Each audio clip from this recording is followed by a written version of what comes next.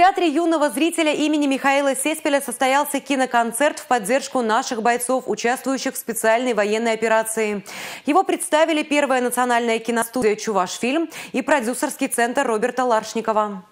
Киноконцерт. Не зря мероприятие обозначили именно так. Зрителей ждали не только песни известных артистов, но и премьеры чувашских фильм-клипов «Тот, кто брат» и «Скажи, Тарас». Кто мне другом был и сегодня друг?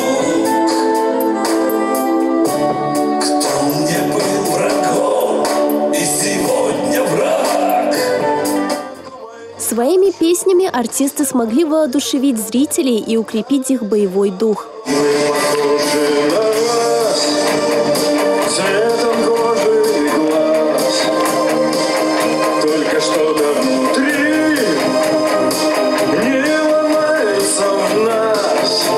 Очень важно, чтобы все жители нашей многонациональной, прекрасной, великой державы России были вместе, плечом к плечу, чтобы могли хранить свои традиции, хранить память своих предков, героев, победителей не только в Великой Отечественной войне, но и на протяжении многих-многих веков, предшествующих нашему с вами, в общем-то, здравию сегодняшнему и счастью, в котором мы пребываем благодаря нашим дедам и бабушкам.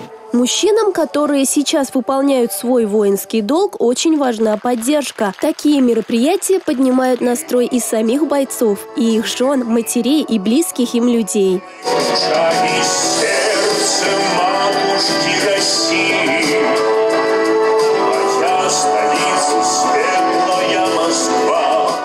Милена Алексеева, Бахтияр Велиев, Николай Скворцов, Сергей Емельянов, Георгий Кривошеин, Игорь Зверев. Республика.